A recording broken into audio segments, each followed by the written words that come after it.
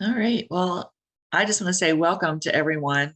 Again, just appreciating you taking your time, number one, to sit in on this meeting, and number two, just for all the work you do on a regular basis for your club through risk management, or if you're the president or the executive director sitting in for your risk management person tonight, we appreciate that as well. I don't think we have anything earth-shattering to go over or life-changing. But we thought, well, the risk management meeting is required every year that we have it. It's required attendance, but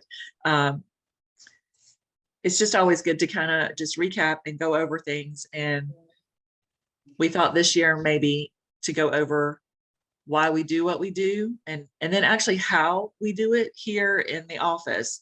I don't know that everybody is familiar with the process of the risk management background check process and then what happens. Boxley, do you have anything you want to say?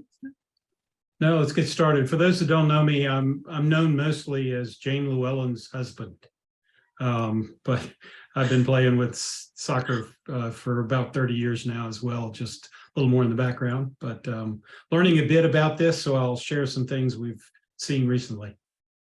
Yeah, Boxley has his eyes and ears everywhere on the soccer field here lately. Feel free to put any questions you have in the chat or just speak up. Just, say, excuse me, I have a question. It's very informal. I'm not gonna, we'll go through this. Like I said, I'm hoping to get you all in and out in about 45 minutes, but I am more than happy to discuss whatever needs to be discussed for however long it needs to be discussed if you have questions. So I think we're ready to get started. Okay. Yeah. Put that there. Get a little bigger. Yeah, so it looks okay. good. No. Again, our mission is always to provide the ideal environment for all youth to grow and excel through soccer. And our mission for the risk management department is, participant safety, keeping these kids safe, keeping you safe, keeping our kids on the field and in the safest environment we can give them. So that's pretty much our mission statements, I guess. And tonight we'll just be going over a few things. Like I said, we're going to talk about, why we do this, maybe how we do it, tips for you on like talking to your volunteers. We're going to talk a little bit about safe sport. We have we don't have any earth-shattering again updates, but we did have a sit in on a call about the Yates report yesterday and what U.S. Soccer and is planning on working on. And then we have a few things we'd like to talk to you about concussion training, how we handle safe sport responses when there is a report, and followed up with some Q&A. Can't think of everything. Okay. Yeah. So again, why we do what we do. The top three reasons, 100%, is participant safety. We do this for the safety of the children out there on the field. It's always first and foremost for us. Why do we do risk management? Why do we do safe sport?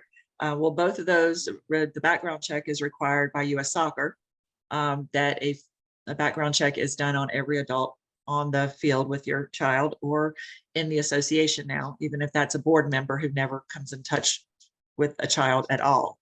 And safe sport is also not just required by U.S. Soccer, but it is a federal law. I know we say that a lot, but it is, you can find that on our website. There's a link to it. It went into effect on February 14th of 2018. And the words safe sport are in that law, but is not the same as the Center for Safe Sport. So I don't know if everybody makes that distinction. Safe space sport and safe sport are two different things. One thing you can ask yourself about, as I get a lot of questions, well, y'all, we do a lot more than my kid's baseball team does or my kid's basketball team does. I would stop and ask myself, why don't they do what we do? And also, if they are part of the Olympic and Paralympic sports, they are required to do exactly what we're doing, and they're not doing it. So just because they're not doing it doesn't mean they're doing it correctly or legally, I guess is what I'm trying to say. And also just a reminder for Safe Sport, I know some of you sat in on that meeting we had back in 2018, where we talked about, we were all trained. We had somebody come in to talk about predators.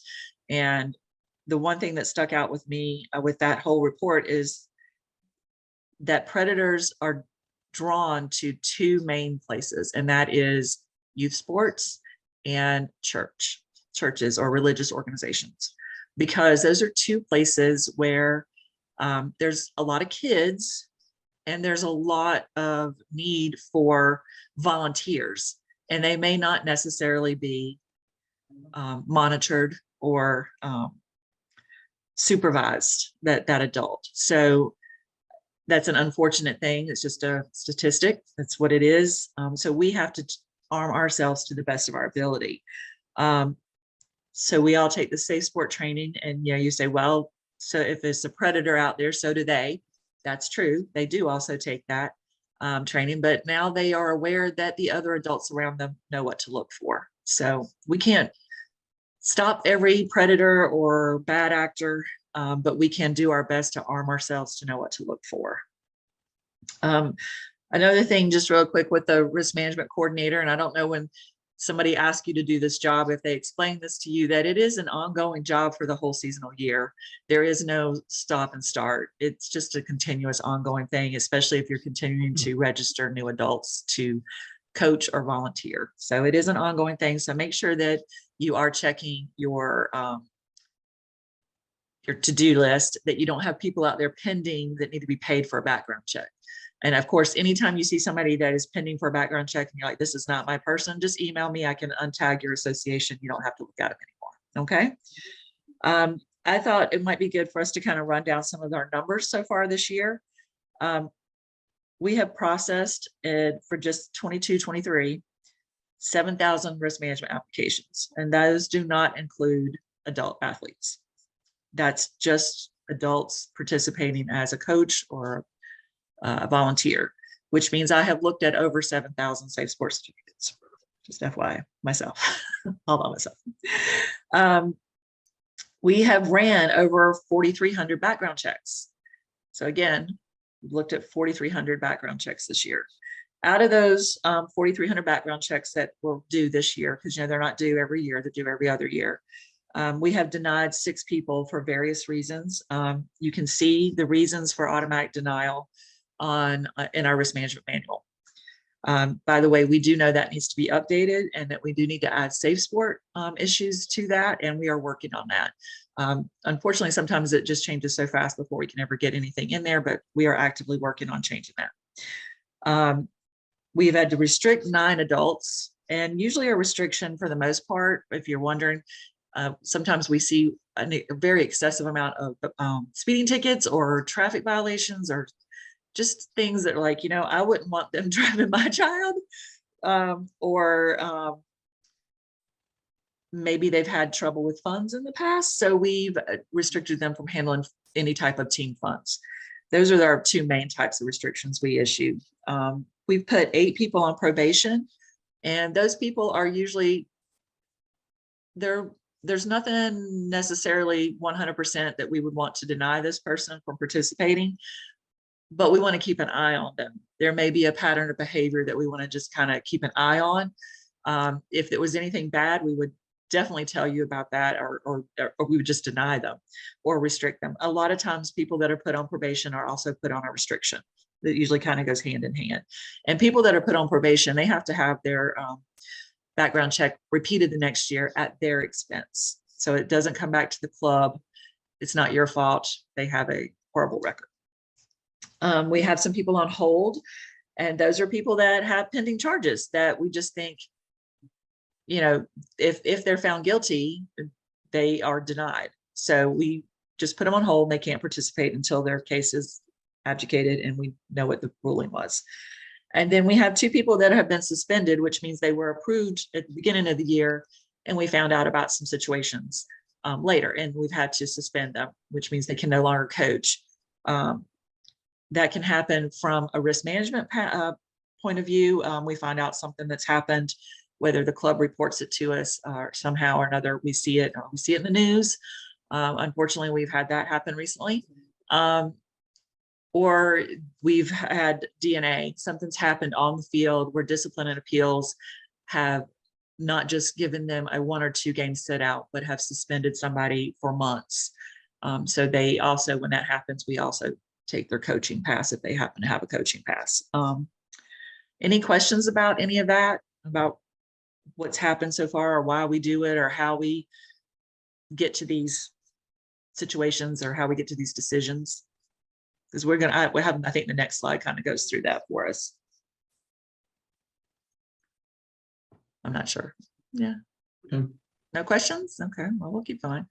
Well, I think it's another slide. We'll get to that. So yeah, so when you're doing risk management, when you have to ask your people to do risk management, it is very important that you approach it with a positive attitude. So, because if you come at your people with, I'm sorry you have to do this, it's a pain in the butt, but you're going to have to do this in order to coach. Well, it kind of already puts them in the mood that they don't want to do it. So if you come at it with, we are very serious about your child's safety. We want to make sure that we're following all the rules and that we've done everything we can to keep a predator or a bad actor off the field and not in contact with your child. Yeah, we get every now and then we get a parent that gets a little testy with about what we're asking for them to do. But I will tell you that a lot of times I've had to contact parents about what's on their report, their background report, and they've thanked me that we're this thorough, that we don't just look at it and go, okay, whatever. And I've actually had more thank yous than I've had people really mad at me. And the people that really kind of get mad at us are usually the ones that are denied anyway. So to be honest, but again, yeah, go ahead, Moxley. Well, I was just going to add, I think this is true of a lot of things that we need to defend NCYSA more for what we do, not just in risk management, but people give us a hard time for, registering kids, and people give us a hard time for obeying the rules around tournaments, and fuss at us on a variety of topics. And I turn those around just like you did in this suggested line to say, hey, this is a very positive thing. You ought to feel good about that. We, in this case, care about safety, and we care about fairness, and we care about teaching your children valuable lessons, and we care about all the other safety issues beyond risk. So we all ought to get better at, I think, bragging on doing it right. Yeah, I agree. Yeah, and I understand. And I've done everything I can so far to make the risk management process easier, including changing us from what we were using, abuse prevention systems, to Safe Sport, so that it is what all the other soccer organizations under US Soccer use, and putting it all in one place so that you're not having to do anything else. It's me. It comes to me. I review it. Could it be better? Could we make it a little bit more streamlined? Sure. And we're constantly looking at that. And if you have ideas on that, shoot them to me. I'm happy to look at them. I did have somebody say, why can't your Safe Sport just automatically upload to your risk management application? I'm like, well, because then if we connect those two databases, the security breach is huge. We ask people for their social security number. We ask for a lot of information. We ask for past addresses. You connect our risk management application to another outside database or company, you're just asking for one more security breach. So I would rather ask this person to log back in and then personally upload their certificate to protect their online information that we have, that's this application with very sensitive data, then take that one extra little step instead of open them up to a possible breach. So that is our, again, safety. We're trying to manage our risk in all areas, not just the kids on the soccer field. And again, just a reminder, going back to the predators, they come there. That's what they're there for. Unfortunately, they're going to go to the place that needs all the volunteers. So let's, we want our volunteers. I try to be very, very friendly to your volunteers when they contact me. I help them as much as I possibly can. And 99.9% of the time, they're very nice with me, and we figure out the issue. Sometimes not, but most of the time. Okay, I think we can go to the next slide. So for us on the state level, and I don't know if anybody's ever talked to you about this or ever sat down and just explained it to you, that when somebody's background, their information gets submitted, we send them into our vendor, who is JD Palantine, who runs our background check for us. They also run every person through the Center for Safe Sports disciplinary database. We decided to add that over a year ago. It cost us more to run our background checks for that, but we absorbed that cost because we felt that strongly that it was a value that we had to have, that was just worth the extra, that we knew that these people were not only having a background check about what their criminal background is, but they're also being checked through the Safe Sport disciplinary database. So, which, those two don't always coincide. So that was something we added. I don't even know if we even told y'all that we were doing it, but it's just an extra check that we have. So when that background check comes back, the system tells me if it's a red flag means you have anything on there. Even a speeding ticket will red flag your report. Okay. So if there's no red flags, if your report's completely clean, we just go ahead and approve those people. That's why you see some people come back pretty fast and some people don't. Some people, most reports come back within 24 to 48 hours. We have some that have taken months, and that's just because if it's a very common name, they've lived in a lot of different states. It just takes a lot for all those dings to come back. That no, there's nothing, or yes, there is something, but we've got to dig a little further. Some of them, they even have to go manually dig through the court system. It's not an automatic, not everybody's digital yet. So a lot of factors there. When we do get those red flags, I review every one of them. And we take a lot of things into effect. If it's just a couple of speeding tickets, even just one DUI, we just go ahead, we usually approve them. It's when it starts getting a little complicated. If it's something that's an automatic rejection, I do talk with Boxley and with Bob to confirm and to say, hey, this is what's going on. We're going to have to deny this person, correct? And we'll just go from there. Like I said, the ones that have all this other stuff that we're like, we're not really sure, we call that further review. And that's when Boxley and I kind of look at it. We both go over it. We start looking at, did the applicant disclose this information to us, or did they say no, they've never had anything and there's like 14 misdemeanors on here?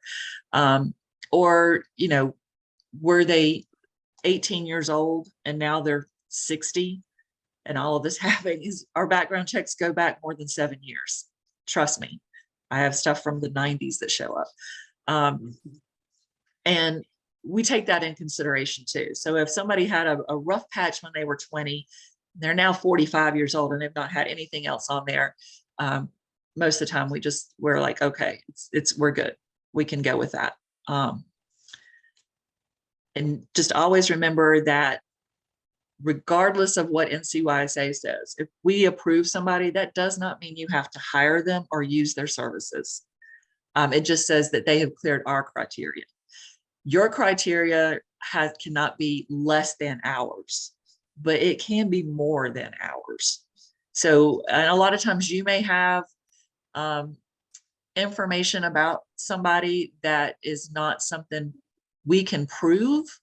We can't see it on a background check. There's no news story about them being investigated. There's nothing. It's just hearsay. There's NCYSA we can only do so much.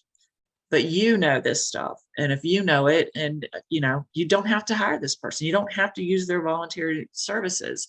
You have the right to not use them regardless if we have approved them or not. And then of course, if anybody that's been denied, of course, they do have the right to appeal. It's not an automatic thing. They have to meet with the executive board. There's a process, but I've been here only for 4 years now, and we've had, I think we've had 2 people that appealed theirs, and they were overturned because it was just it was a tricky situation, and it really depends on their character witnesses and what they can show to us and talk to us about what they did or what was happened. So we know that risk management and even Safe Sport, they're not a perfect system. We'll talk more about Safe Sport in a minute.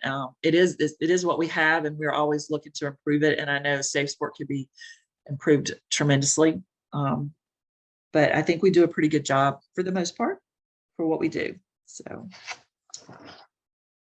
any questions? You guys have no questions tonight? Okay. So what we do when somebody files a report with Safe Sport, sometimes you all call me first, or but the very first thing you should do, especially if it involves any kind of child abuse or sexual abuse, is call your local law enforcement. Safe Sport would be second. The safety of the child is always first. But mainly Safe Sport, you should report to Safe Sport. When you report to Safe, or somebody reports something to Safe Sport and says they work for, this person is with one of our one of our clubs, US Soccer notifies me and asks me, is this person a registered participant? And then I have to confirm or deny that. Then it goes back to Safe Sport, and Safe Sport decides whether or not they're taking jurisdiction. Please don't ask me why they decide when they are and when they're not, because I have not figured that out yet. If they do take jurisdiction and it's an adult participant, as soon as we find out, we immediately put that adult on a restriction. We give them 2 restrictions. They can't transport any minors other than their own to and from any sanctioned event, and they must have another risk managed adult with them when working with minors. And that is as much for their safety and benefit as it is for the children, because we have, we've had parents file reports. I'm not going to say they were lying. We're pretty sure they probably were. We can't prove it, but it's to the adults' benefits, the coach's benefit, to have somebody there and to have these restrictions placed on them, so that we have done everything we can to manage the situation as best as possible without passing any type of judgment. And it also gives that coach an extra set of eyes that can corroborate anything that happens from that point on. Once Safe Sport finishes their investigation, they tell us whether or not they're going to put any sanctions or anything on that person. I have not seen that happen yet. So we haven't had many that they've taken jurisdiction on either, but the restriction will remain in place until we get that decision from Safe Sport. A lot of times that also goes hand in hand with a police report, and we may run another background check on the person to see what's going on or find out what's happening before we make a decision about whether reversing that restriction or even denying the person outright. If Safe Sport declines the jurisdiction, then that means it's left up to us as the state organization, or even one of your local clubs here that they're a member of, to decide if any action is warranted. And that is where we get stuck in a little gray spot right here. So I have suggested that we form some type of Safe Sport committee that reviews these types of instances when they come down, whether they take jurisdiction, whether sanctions go on, whatever happens there. But especially when they decide not to take jurisdiction, because that doesn't mean something didn't happen. That just means that Safe Sport decided it's not for them to make a decision on. And currently we don't really have a process in place for that. And I think we do need to have that. So we are looking into that, maybe having not only the risk management staff on that, but the discipline and appeals staff from NCYSA and somebody from the referee association on it. And then also possibly asking some of y'all, whether it be your DNA person at your club or the risk management person, if they would serve on this committee. It would be a pool of people that we would pull from for each different situation, so that there wouldn't be a conflict of interest. So if it was something that was happening in, I wouldn't have somebody from NCFC to be on the committee to discuss something from their club. That would be a conflict of interest, but it's just something we're looking into. Can I add a couple of things, Wendy, to that? Yes, absolutely. I unfortunately have been involved in 3 incidents, partly because I help my wife, or she runs regionals, and I'm there to assist. And one of the things I assist with is when people get ugly, and they do. And it's caused for some very special situations, I guess you'd have when you have an incident at Disney, for instance. Disney, as you can imagine, a team of people show up and cameras are on and all sorts of things happen. Another one, we called the police and we should have. It was the right thing to do. The police came, lots of activity. At the end of the day, we thought, well, that was contacting the government. But when in fact, Safe Sports said, you probably should have called us too. Now, it was interesting that in both of those cases, it was adults fighting with adults in front of kids. So was that a on behalf of the athletes activity or a local criminal activity or something else? And I would tell you that Safe Sports said somebody should have reported anyway. That they might not have taken jurisdiction. It kind of surprised me. But they said, we'd like you to over-report rather than under-report. And that's a kind of a lesson for us all, because I doubt many people on this call who actually go out and watch the kids play soccer haven't seen some fairly ugly little incidents. And again, this is not just sexual abuse. This is also physical or emotional abuse. And emotional abuse, when asked at the convention we just had a couple of weeks ago, got to attend that. And by the way, an extraordinary number of the sessions were in and around this topic. Couldn't go to them all. There were so many. But the discussion there was, when do we call the police? When do we call Safe Sport? When is it a kid thing? When is it an emotional issue? Because a coach screaming at a player is defined in many cases as emotional abuse. How many parents want to raise their hand and say, this great coach is about to get my kid a scholarship was abusive, just out loud. Right. So that was a complicated set of things. And then we also had one that was completely didn't involve anybody. We threw somebody out for bad behavior that had, weren't inside of kids. And again, that was adults. So we called up Safe Sport this time and said, do you want us to report it?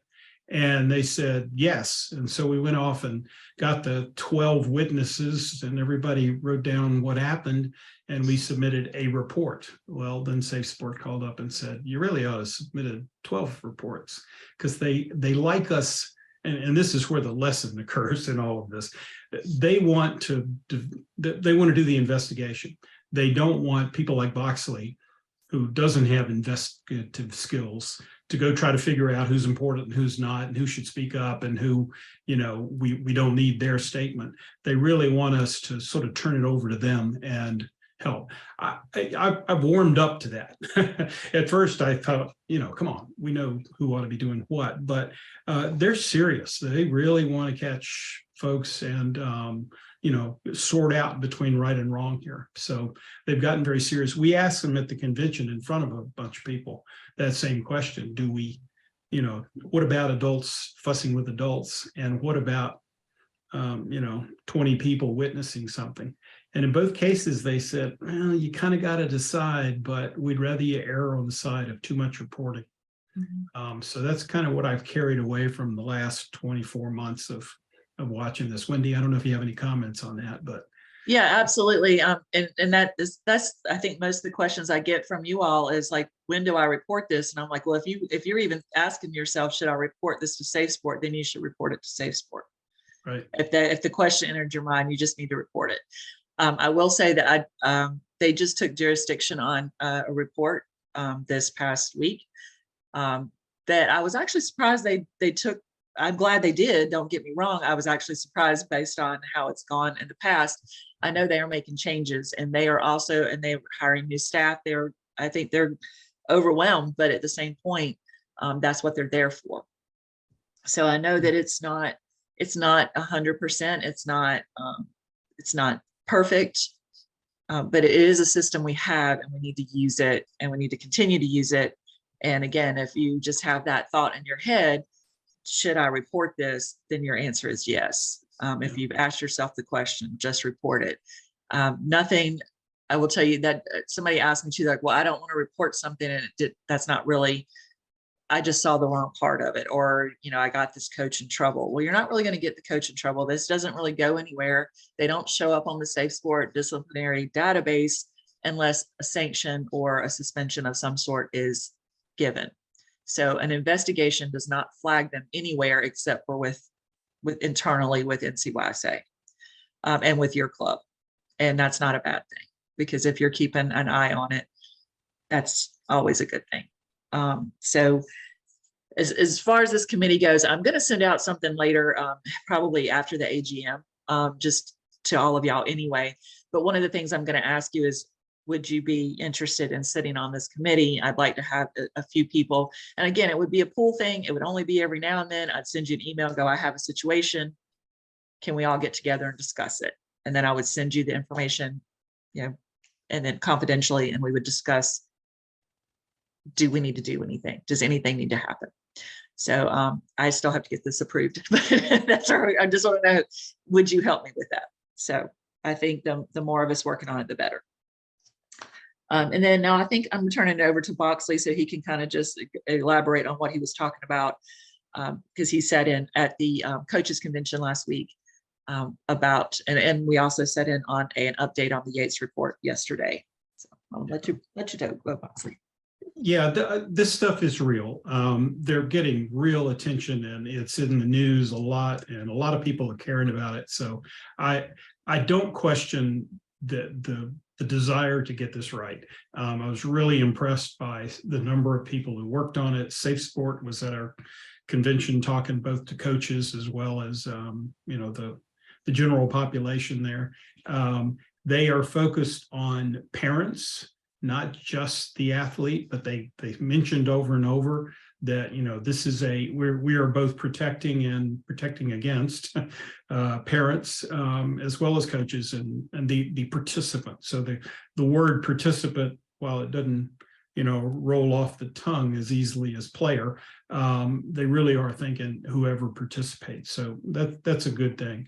I think there were some other positives too, that they've, as you can see on this thing they've done in the last couple of years, they've hired more people.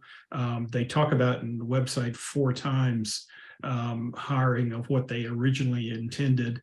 Now, again, this is all sports, or it's a lot of sports. So Safe Sport is focused on a lot, but U.S. Soccer is focused very heavily on not only the problem that the Yates report was originally targeted at, but and again, some of their early actions were sort of in the first step, which was prevent. And you can't argue with, let's prevent these whenever we could. And so a lot of education, a lot of the tools, a lot of the training is being focused on that first step. And the automated tools to track are going to get the accuracy of reporting better. We can't all rely on Wendy reading 7,000 reports and remembering every one of them and say, this guy showed up before in another world. Also, it's a lot of people complained about, and the US Soccer folks were the first to admit that people move around within US Soccer and they move around within sports. So we catch somebody and they don't go to jail, and our side of soccer, they go become a lacrosse coach or something else. And that's going to be a while to protect those kids across sports. But for the first time, the participant task force did some early reporting, and you're going to hear from both U.S. Soccer and the version that is USYS for the youth, some pretty quick dates that, the things that you would have expected to be in the 2-year plan were all of a sudden we want to get this done by August. So next season we're doing better. So, we'll all watch together and see how it goes, see if there's enough money to get things going. But we have noticed an uptick in interest in presentations and tools. And I would say even you had one accepted the other day. We were getting rejected a lot in terms of their accepting a case to look at. And I think that's improving too, and they bragged about it. So those are the things that kind of have been done. What's coming up is more detailed plans, Office of Participant, safety. I think that will come all the way down to the clubs, that we won't just have risk management, but we'll have trained people who can answer some of the questions I raised on when do we report and who do we report it on, and how do we work together before we decide to report. So I think you're going to see that level of attention go up. I hope it's going to take some effort. And as Wendy mentioned, this is complicated stuff. There is no if A and B, then C. This is read the whole report, then read it again 5 times, then talk to all the people, then scratch your head a while, then call some of them back. I mean, having been just on the edge of a few of them, they can be very complicated. I hope the new online stuff, a lot of people are focused on getting the data right. I think Wendy said earlier that, we got thousands of these, not many of them actually go anywhere, but we do have to look across the data. So the tools that are going to come out are going to be interesting to see. We got some demonstrations last week, so this is fairly real stuff. It's not it's not a long way off. I guess the other thing I would report on is that U.S. Soccer recognized the fact that all this started with young adults, players, participants in the pro leagues, and even as close to us in North Carolina here, and that USYS has been rattling their swords. Maybe that's not the right word, but making sure that this thing doesn't become an adult player coach issue only, that a lot of these issues started back in youth soccer, either as coaches who coach youth or as players who had problems in youth. So it is recognized that youth are the right places to be. I think, Wendy, I believe you've seen that as well. Yeah. Yeah. So don't despair if the first few things you see from the next report are that way. Any questions on safe sport that we could take and go find the answer to? We might know it, but we'd certainly be glad to go follow up if you've got parents that are concerned, especially. Yeah. I wanted to say too that that Safe Sports centralized disciplinary database, it's public. So all you have to do is Google that term, and you can look up anybody you want to look up. And if they have been sanctioned for any sport, it will pop up. If they've been sanctioned through Safe Sport. So that is not that is every Paralympic and Olympic sport. If they've been sanctioned for any reason, they're listed there. So that is a positive thing. Like I said, so that's a public database. You can go look at that. That is right there. Okay, what's the next thing we got there? Oh, I think this is me. Yes. Yeah. Cool. So still talking about Safe Sport. They have just come out with a new emotional and physical abuse toolkit. And I just realized I spelled that wrong. So it says a toolkit, but I was in a hurry. Anyway, that is the link, the eptoolkit.uscenterforsafesport.org. There is a lot of good information there for your parents. I'm not sure if we have linked this new thing to our website yet, but I will make sure that gets on there ASAP. There is a 25-page PDF download that they can download, and it's just great information for your parents and for their kids. Or you can click on these modules on their website, and it goes to more, and then also links to the PDF again. It's free. It's all there. There's also, if you'll go on to the next screen, Moxley, there's also, like I said, there's this, I thought this was really cool, this uscenterforsafesport.org/parents. There's a whole thing there for them. And I really like this, how to help your minor set up a safe digital citizenship, which I was like, the digital citizenship, what is that? And it's your child's online social media, everything they have. They're cute little animated videos. So it for the younger kids to understand how they can set things up and set it up to better protect themselves, instead of just having your kid go willy-nilly doing whatever. One of the things that Safe Sport requires is through U.S. Soccer is that you notify the parents and the minors of this free training through Safe Sport. So we have the links on our website, so you can link them from your website to our website, or you can link directly to Safe Sport from your website. But we also take care of this for you.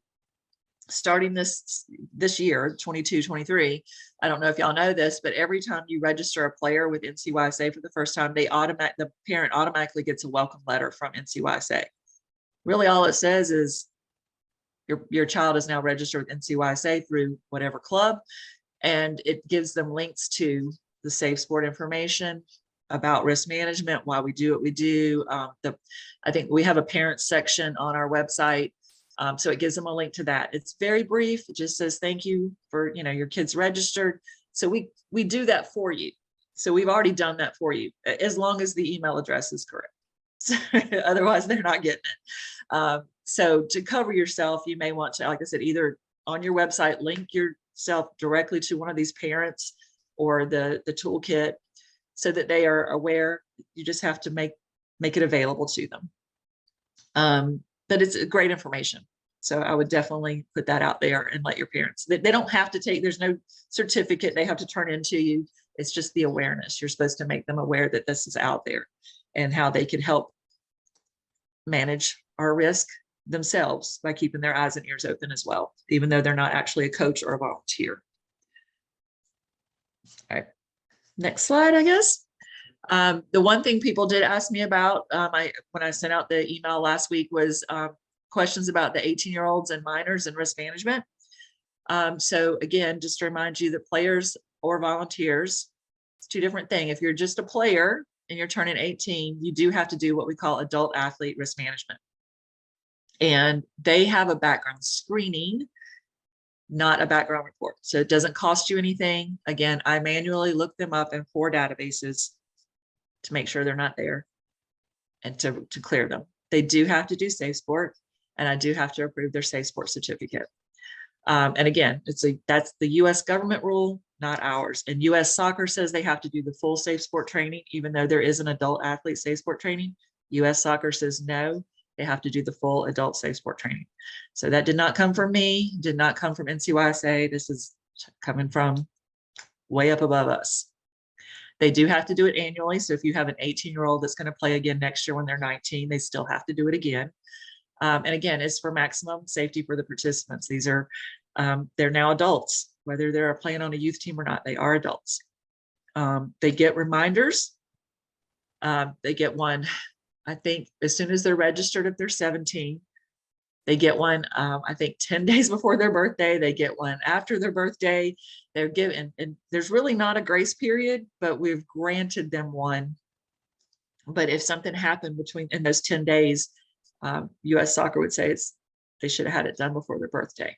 But that's not realistic, and we understand that. So the most common issues with the adult athlete risk management is, number one, their name has different spellings or hyphenations.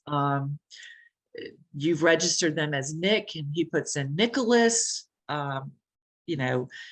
If they've ever been registered by that other name, it's going to come up. If they have more than one player record in NCYSA, we've done a really good job of merging them as much as we can as we find them. But it's really important that they enter the name that's on the email they get. That's how they're registered in our database. The second thing is that their email address is not correct in their player record, because that's where the email's going. If it's dad's or grandma's email, it's going to dad or grandma. So my suggestion for you when you're registering these 18-year-old players at tryout is that you not only ask for an adult or a parent email address, but you ask for a player email address. You need to be, like I said, garbage in, garbage out. If it's not, the email's not correct. We just had one today, or yesterday actually, where the kid never got the email because there was an extra number added. He got it done. Kudos to him. I sent him the email yesterday, told him he needs to, try to get it done as soon as possible. He had it done today. So I was like, look at that. It's amazing when you tell they can't play how fast they get it done. And the other thing is they just either don't read the instructions for Safe Sport, or they just pretend that that's not really there and they just upload whatever. And those are the 3 main issues we have with them. again, they don't have a background check. I don't need a social security number. They can put in garbage for that social security number. It does not matter. But they are screened. Now, if it's a 18-year-old that wants to volunteer as a coach, they have to have a background report. You have to pay for that. It has to go to JDP. So they're two different things. So just want to make sure that y'all understand the difference there. I had another question about minors and why we have them. They're being registered. If you remember that, the risk management application is also a registration. We don't know who's working with you until they go in here and say they're working with you. And this is the only way we have for them to do that.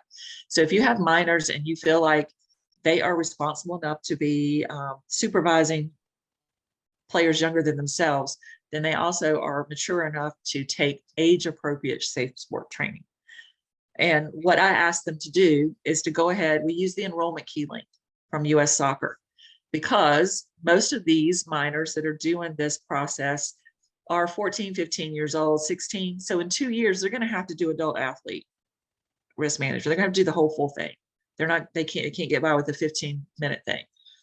So now they already have an account. We don't have to worry about them setting up an account on their own, being not affiliated with anything. And then when they turn 18, they can't use their email address and they can't use the enrollment key link because they've already got a Safe Sport account. So that's why we have them just go ahead and go through the enrollment key link. And of course, a minor, if they're a minor, they should be an adult or a guardian helping them. They have to give permission to start the application. The minor needs to take the training, but a parent or guardian should be sitting there with them to make sure they are taking correct course, the age appropriate course, and it's spelled out for them which one they should take. Any questions about that? We've tried to be as good as we can with it, but y'all know, working with those, I don't know what it is. The girls seem to handle that better than the boys. Just because I have a boy, so don't come at me. I had a boy. I don't know. All right. So the next thing was concussion training. So I think that's the next slide. That is required by a lot of other soccer organizations. It's required by a lot of other sports, and some states require concussion training. We do not currently require that. And that is something that it's been in the back of our heads that we probably should require it, or at least make sure we offer it. So this is one of the things I'm going to send out a little survey to you on and ask you about it, what you think. I mean, let's hear, I want to hear from y'all. It's not required by law. It's not required by North Carolina law. It's not required by US Soccer, but it obviously is a good idea. And it's just one more level of risk management. The CDC does have a free 30-minute course that can be taken yearly. It does give you a certificate, but like we're talking about this, well, who is this required for? Should it just be the coaches? Should it be the team manager? Should it be everybody has to take concussion training? Just something I want to look at, and I'd like your feedback on it, and what you think about it. And I don't know, that's just my question. I think it's something we need to add. And in that same line, or the same vein there, AEDs, it's not required in North Carolina yet, unless it's a government building. So some of your facilities, if you're using a government facility of some sort, may have an AED on site, and some of the clubs keep them in their facilities as well. I'm pretty sure I looked that up today, but I'm pretty sure that's not actually required, but it's something for us to keep an eye on and be aware of moving into the future. Especially in light of the football incident a couple of weeks ago. It was obviously very life-saving for that young man. Oh, good. Yes, thank you. Public high schools. Yeah, I would think so. I'm also trained. I have a fitness center, so I'm also trained. We can also add in CPR. So it's not something that's required. It's something that you might want to look at, and it may be in your own association. Like, is there somebody at each facility that is CPR and AED trained? And is there an AED on or anywhere around? So just some things to think about on that. And like I said, I will be sending out some type of little survey or something just to get your thoughts on that. Something else I thought, and I just wanted to point this out. NCSC has, and I think Charlotte Independence also has one that I've seen on their website. Is they dedicate a whole page to abuse prevention training, what it's about, safety, and they also have a form to submit incidences. Again, I would say that those should be first submitted to Safe Sport, but maybe people are a little hesitant to do that. So if you wanted to go and look, and it's open to the public, it's on NCFC's website. I think it's under their about column, and then it says abuse prevention. Just take a look at it. And even if you just, or talk to Brian, I don't know if Brian's on this call, Bachelder, I think he kind of monitors that. They've done a great job with that. And I'm not saying that nobody else has. That's just the last one I just looked at. So it's not bad to have something like that, even if it's just, you're like, here's the link to Safe Sport, here's the phone number to Safe Sport, or maybe copy paste some stuff about why we, what abuse prevention training is and why it's important. I don't know that you really have to explain that to parents nowadays. I think maybe 5 years ago, yes. Today, no. So again, I think that's really all I got. Let's see. Anybody have any questions? I'm more than happy to discuss whatever you'd like to discuss or have questions about. You can unmute yourself, or you can type it in the chat. Like I said, nothing earth-shattering. We just wanted to go over some stuff with you and talk about why we do what we do. Nobody? Is there, I just have one question, because Yeah, we have sure. a lot of Hispanic parents. Are most of the resources offered in Spanish also? Because we're having to print up a lot of stuff in both languages. Yeah, I think Safe Sport for sure, I think is in both languages. I can't 100% confirm that, but I will find out. And I know that we are working on, I know that Google has something where you can translate almost any website into another language. Not exactly always 100% accurate, but at NCYSA, we are actively working on having our website translate into two. Yeah, it is definitely into Spanish, number one. So that is something we are working on right now, the DE&I committee. Oh, thank you, Jennifer. Yes, we are still in the planning phase for that, but I do want to know who's actually interested and would like to do that. That would be awesome. Any other questions? I would be more than happy to answer. I know. Yes, I got a question. Sure, yeah, Dennis. So if we know that a volunteer, they started the risk management process, but we know that they backed out or anything, is there a way to remove them from the list? Yeah, Or just email me a list of names. I'll just go and untag you so Okay. you can stop looking at it. Okay, thank you. Yeah, you're welcome. Let's see.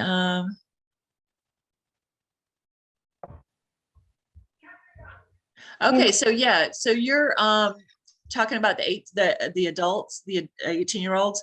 They are, as soon as they are registered, 17 and 18, they get an email, but you can send them to as soon as our risk management, they don't have to wait for that email. Again, we start running into, is their name spelled correctly or whatever, but they don't have to actually be registered in our system to a team. They can go in and do their adult athlete risk management right away. And when you register them, it will connect them together. Okay. Especially, and if you don't do the right name, we can go in and merge them together. So they don't have to wait.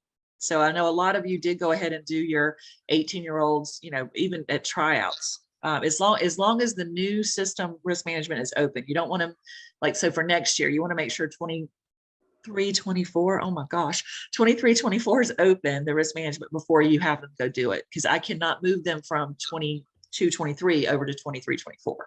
But they don't have to wait for that email. Mostly I want to help.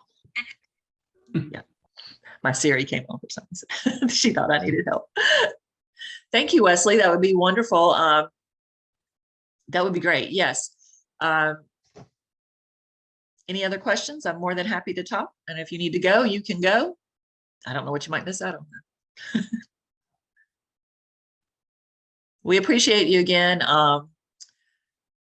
for doing your job, for doing such a great job. Y'all are excellent. I really appreciate your time and effort, and I appreciate you being here tonight. And if you don't have anything else, I guess we can go, but you can always email me, you know that, or call me. I'm always here to, that's what I'm here for. That's my job, to answer your questions and help us get through all the process. So have a great night, and thank you so much. Boxley, do you have anything else? Just thank you, Wendy. It's for all you do, all 7,000 of them that come in. That number's sticking. It's a lot. It's a lot of safe sport. Yeah. And it's actually Yeah. more than 7,000 because I had to Yeah, deny but- so many. Thank you, Wendy, for all you do.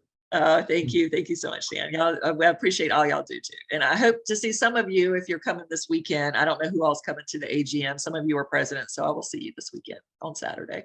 I'll be there.